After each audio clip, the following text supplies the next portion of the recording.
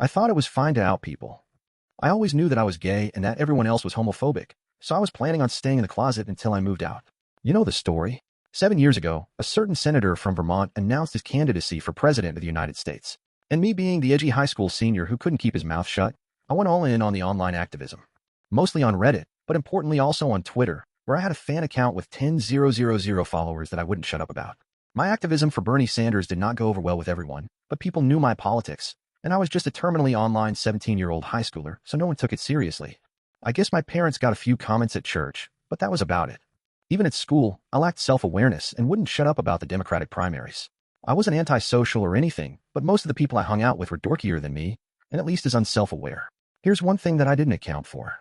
If you harass your entire rural hick town to follow your Twitter account, maybe don't also use that account to like gay adult content. There were likes on that account from half a year prior, so you had to scroll a while to find them. But this one guy from one of my classes, Alex, went through the trouble and sent screenshots to practically everyone at school, plus my parents. This wasn't easy for me, but the landing was softer than I expected. My parents took a week or two to adjust, but were eventually fine with it. Other adults in town avoided me, but that wasn't much of a change. And people at school picked on me for a while, but it dwindled down pretty fast. Still, I was livid with what Alex did, and I wasn't letting it slide. Besides, it wasn't entirely harmless either. My parents accepted me, but they were still outwardly homophobic. And even then, who wants to have their adult content browsing history shown to their parents? Alex was a top-of-the-class straight-A student with Ivy League aspirations and definitely Ivy League qualifications. Plus, he could go the legacy route through his dad. His future was also fully dependent on his parents' money. I needed to hit these two aspects of Alex's life to turn them into smoke. Alex's parents were kind of the movie cliche of small-town rich folk. Old money, his dad is a lawyer, good standing with the community and the church, conservative, involved in local and state politics, etc. Alex was a spoiled rich kid. There's nothing intrinsically wrong with that, but it comes with its fair share of rebellious dumb things that you do as a spoiled rich kid. So here's how I used Alex's past to destroy his future. Alex dealt drugs for 1 month when he was 15. Again, he was a well-put-together valedictorian, so this is totally out of place for him, but I guess he just wanted to do something edgy. I know this because one time, me and my friend bought some weed from him. My friend had screenshots of the conversation and was more than happy to give me those screenshots, which I sent to Alex's parents. Obviously, they accused me of fabricating them out of revenge, so I asked my friend to show them the conversation firsthand next Sunday's sermon, which he did. A year before outing me, he impregnated a girl who ended up getting an abortion that he paid for, with a quid pro quo that she wouldn't say who the father is. It was already too late for her, since her parents knew that she was pregnant, so she didn't mind taking the fall herself. I knew that girl pretty well. We weren't friends, but we were close politically, and would have the occasional discussion. She was livid with Alex for outing me, and decided, after I not so subtly suggested it, to do a call-out post on the town's Facebook group with screenshots of their conversations. Also, Alex had an alt-right trolling account that he used to harass black people. I'm talking hard are N-words, monkey jokes, IQ graphs, and the like. Multiple people, mostly the one black kid who went to the school, reported him, but it was practically impossible to prove that he was behind the account until I realized that he sometimes logged into the school computers and gave that as a tip to the principal. I'm not sure what the IT guy did, but he caught Alex red-handed. Alex ended up getting weeks of school suspension and had to apologize in front of the whole school. So Alex went from a model son to a junkie, baby-murdering racist overnight. His parents decided to kick him out without a penny after graduation. He did still get into an Ivy League school, but without his parents' support, he had to juggle school and a part-time job and dropped out a year in. He's now apparently a divorced, absentee father who's involved with 2 multi-level marketing schemes at once. He went from a valedictorian, who was destined to become AD. Don't make me sleep with your best friend. Back in 2019, I just moved my long-term partner into my house due to a series of poor life choices on his end. It had been a rocky relationship for most of its duration, but I was young and dumb. I believe that this was him wanting to commit and truly start our lives. By early 2020, we were engaged. I was a full-time university student, sole caretaker for my mentally disabled mother, and taking care of our house and our pets. He worked a standard 40-hour-a-week minimum wage job and refused to help with any aspects of life. I found out on Christmas Day, 2020, that he had been unfaithful, and he forgot to tell me. He was planning on leaving me, but had informed everyone except for me, because he had failed to secure a new residence. Apparently, his side chick didn't like him enough to let him move in. At this point, it was very little love lost, and I expected that he'd be moving out within the coming weeks. Fast forward 3 entire months, and his search for a living place was non-existent, and he was acting more and more entitled. Clearly, by this point, he's an unwelcome freeloader who had taken up residence in my living room. I was about to serve him an eviction notice to get him off my couch. He began swiping Tinder with his phone volume loudly on. I told him not to do that in my presence because it was highly insensitive to do that in my home, and he could do it in private. This continued, so I told him that I'd sleep with one of his friends. I said this in a moment of anger, and it was more of an empty threat at the time. However, I'm known for seeing goals to their completion. I messaged the guy who was supposedly my ex's best friend and the best man for the wedding. It turns out that he didn't even consider my ex a close friend, and my ex had acted similarly terrible to this guy previously as well. We bonded over our terrible experience, hit it off really well in general, and started dating. I was upfront about what the catalyst was for me reaching out to him was. After 2 years of dating, we were married on April 2nd. He watched me graduate with that bachelor's degree that my ex disliked, and I'm halfway through my master's. Also, my husband works in a specialized steady field that supports both of us. Last I heard, my ex got kicked out of his dad's house, never was able to officially date his side chick, and hasn't made any choices to better his life. Glad nobody knows I can spot a stroke. When I was 6 years old, I was mothered by my grandfather repeatedly up until the age of 11. I would typically be sent to his house on weekends, occasionally with my mother staying for visits during the week. My grandmother had died to cancer, so she was never around to witness it. My grandfather would always pressure me to do things with him and never say anything to anyone about it. I felt filthy and pissed each time it happened. And because I was so young, I couldn't do much to physically stop it.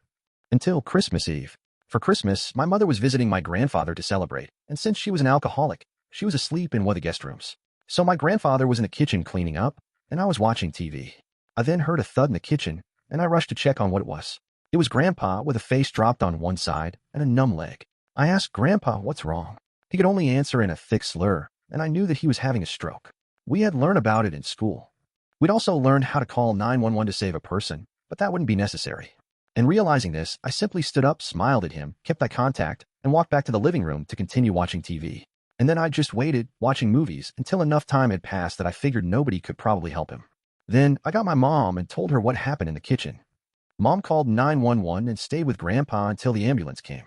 Mom hopped in the ambulance to follow Grandpa too, while I was sent to the next-door neighbor's house. And Grandpa died in the hospital. And up until the funeral, I had to play the facade that I was the innocent granddaughter. And to this day, nobody in my family knows what I did. Sending the guy sleeping with my wife to prison. My wife Rachel and I grew up in a largest town of close to 30,000 people. We knew each other at an early age, roughly 6 or 7, can't specifically remember. We were practically inseparable at 16. We started dating each other when we turned 18. We moved away for work in a city just a few hours drive away by 20. We were married and had bought our first house. At 22, we discovered that she was pregnant with a boy. It was then disaster struck. About 5 weeks before she was due to go on maternity leave, a large shelving unit collapsed and crushed her. I was told that both her and our child were killed instantly. 2 of her colleagues had also been injured in the incident. One left paralyzed, the other losing his leg after it had been amputated. The company she was working for had, in a cost-cutting measure, decided to continue using old shelving that had been written off as unsafe instead of replacing it. I still haven't quite forgiven those executives and management personnel that made that decision because they cut short the love of my life as well as killing our unborn child. It wasn't long after I was told I had a choice on how to proceed with what our company called compensation, but I called it blood money. They wanted to settle out of court to avoid a lawsuit. I, on the other hand, was out for their blood. Just to clarify here, this is not the revenge. This is still backstory. Fortunately, due to the coverage that it got and involving several politicians, the case was settled quickly in court, roughly 3 years, in which the payout for all parties was close to 10 times the amount that they had initially offered. A lot of fines were given to them for breaches on work, health, and safety. Executives were sacked, others were jailed, etc. A story for another time, maybe when I feel comfortable sharing. In this time, I was still working my job in telecommunications. My mother, bless her soul, had moved in while all this was happening to help me. I think I would have fallen apart if she hadn't been as involved as she was. It was around this time I was offered a promotion, but it involved a lot of travel around the state. I made a request to have an office in my hometown's branch, as I wanted to not only take care of business in the state, but in my hometown also, as there was no business representative located there, to which they agreed. After a few months, we settled into a routine of 1 to 2 weeks in the city office, 1 week in my hometown, and 1 to 2 weeks visiting the rest of the state. After a year, I decided to buy a house in my hometown, so I wasn't having to stay at my parents' place every week, or so that I was home and that I could come and go as I pleased. This is important for later in the story. It is about 4 years later that our story begins. I had just returned from one of my trips on Friday and was checking in some stuff in my office when Harry, the branch's managing director, walked in. We had grown up together also, but had gone to different schools, but since coming back had developed a very close friendship. He asked how things were, and then asked me if I wanted to come to a house party that he was having that evening. Short notice and all, but I said yes. I felt like a few drinks with friends were in order. It was there that Harry introduced me to Catherine. She was a new hire at the branch where my hometown's office was located and was getting to know everyone, being new in town. We hit it off immediately. As much of a cliche as it sounds, it was almost as if Rachel was in front of me instead of Catherine. I won't bore you too much with the details, but after 2 years of dating, we decided to take the next step, and she moved into my hometown's house. Everything up to this point had been going really well. Catherine and my parents got along, and Rachel's parents also approved and were happy that someone could make me just as happy as Rachel had done. All was going well for close to a year when things began to change. Skype sessions were cut short suddenly. Neighbors would tell me about how a car, described to me like it was Harry's, was always seen parked in the back alley near my house whenever I was away. Some clothes that weren't mine were in my wardrobe. All signs pointed to her cheating, but she said that nothing was happening. She said that Harry would come over occasionally to discuss business, etc., but never stay the night. I chalked it up to me being paranoid and continued on as if nothing was wrong, but there was always this feeling that something wasn't right. It was close to 6 months after that I discovered that she had been lying to me. I had just finished closing a rather large contract with a new company, and negotiations had wrapped up earlier than I had anticipated. So instead of sticking around for the next few days, I decided to pay for an early flight home and surprise everyone. Fast forward a few hours, and I drive into my hometown and down the alley behind my house so that I could get into my house without being seen and surprise Catherine. Some part of me was curious, however, as to whether this mystery car was there. Sure enough, there was a car that was blocking the back entrance gate. I was confused for a moment, wondering if it had just been a neglectful neighbor parking, only to realize that it was indeed Harry's car. If it hadn't been for the high hitch line that I had put in a few years back for privacy, I may have well driven past my own place. Pulling up behind his car, I got out and thought it was strange that he was there so late, as she claimed that he always had left by now. As I approached the back of the house, I saw something that made my stomach drop. In my kitchen, Catherine and Harry were going at it, hammer and tong. I froze. Time stopped. There was my close friend passionately hugging on my kitchen bench with my girlfriend. I didn't know what to do. So many questions were running through my head. Was this real, or was I dreaming? Why were they passionately hugging in my house? Feeling defeated, I turned and left without them seeing me. I sat in my car for what felt like an eternity. I was crying, hard, but the sadness quickly turned to anger. The same kind of anger I felt towards those that were responsible for Rachel's death. I wanted to hurt them. Badly. As a pacifist, I don't believe in violence. It was then I knew I was going to punish them and destroy their lives. And what better time to start than now? I moved my car back up the alley, far enough away from my driveway that I could still see Harry's car, and then walked back to the gate where I could see into the house and called her phone. They were still going for it when it rang. They both looked at the caller ID and did a double take when my name came up. I could see that she was considering answering it, and they let it ring out. After a few moments, they were back into it again, and I dialed once again. This time, she did answer. As she was answering, I hung up and made my way back to my car. As soon as I did, she called me back. She asked why I was calling as late as I was, and I told her that I was about 10 minutes from home and didn't want to scare her coming in. She obviously was shocked and acted happy that I was coming. And the call ended very quickly after she said she was going to get up and get changed into something. I said bye and hung up. A few minutes later, Harry came peeling through the gate and still half naked, jumped into his car and took off like a bat out of heck. I smiled a little, knowing the fear that both of them will be feeling from being so close to being caught. I waited a few moments before turning my car into the same place Harry had been moments earlier. The night was fairly uneventful afterwards. It wasn't until after she was asleep that I got up and went to my office down the hall. I couldn't sleep. I needed to plan. And plan I did. The revenge. My mother always taught me to be a pacifist and to allow cosmic karma to take its course. But on this occasion, I decided that karma could use a helping hand. I decided to punish them separately, but destroy both of them. I knew that Harry had a drug habit. Nothing major, but he kept it very private. I only knew about it accidentally after seeing some coke and we'd left out in his place, but pretended I hadn't seen it when he had made attempts to cover it up. I began calling some of my more unsavory clientele and made a few discreet inquiries into obtaining some samples that they were willing to part with. A few days later, I had a decent enough stash for my plan to work. About a month later, I had friends, including Harry, around for a barbecue night. After making sure that I sufficiently liquored up Harry, I told him to stay the night and sleep it off. In the early hours of that morning, I took the drugs and an assortment of my personal belongings and placed them at various places around his car, with the biggest stash in his tire well. Confident that he wouldn't find them over the few months as the rest of my plan took effect, I locked the car up and went inside to sleep. I also placed some more drugs and personal items in his house after driving him home because he was still too drunk to drive.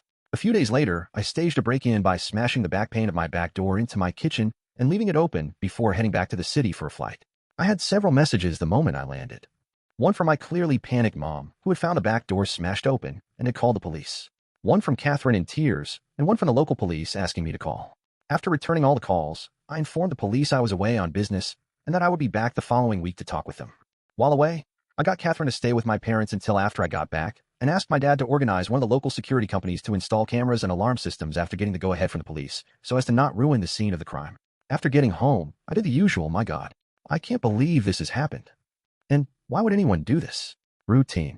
After doing a thorough check of everywhere, finding that the items I had taken were missing, and filing a police report, I had the security company's rep talk Catherine and I through how the cameras and alarm system worked. Then came the question I had been waiting for. The question of, what happens if we're doing some business and don't want it recorded? She acted a bit shy asking this question, but I knew exactly the reason she was asking. He assured us that this was a question he got asked a lot, and we were shown on the home computer if we wanted to be doing things without it being recorded, how to stop the recording for certain cameras so that we could protect our modesty. As I was walking him out, I asked him if cameras were turned off, could a notification be sent out, just as a security precaution? He came back in and helped me through how to set up email notifications and left shortly after. Fantastic. All I had to do was wait. At this stage, I approached our legal advice for some help in relation to a couple of laws in my country. I needed to make sure that my upcoming plan could legally be done, and that I would not be forced to pay out any money or equity to Catherine, as I didn't know if we were classified as a de facto couple or not. Being the sole benefactor of Rachel's estate, I didn't want to be left with any nasty surprises where Catherine could take any of the estate away from me. Shout out to those guys and gals there as they helped me get in contact with a great lawyer who assured me due to the fact that although we had been dating for close to 4 years, we had not been living together long enough to be classified as de facto, and because I was paying all the utilities on the property that she was living in and didn't pay rent, showed that she had no legal standing to make a financial claim against me. Just to be sure though, he drew up what I felt was a pretty ironclad document, just in case there was any legal trouble. The following week, my work had approached me and offered me a promotion to move back to the city and run the team that I was a part of. Meaning, I wouldn't need to travel as often and be in the one location, and due to the success of being located in my hometown, that they were considering having 3 to 5 representatives spend 1 to 2 weeks in a larger surrounding town and including my hometown as a part of my team. I said yes and began the process of beginning my transfer, which would take about 6 weeks. Perfect.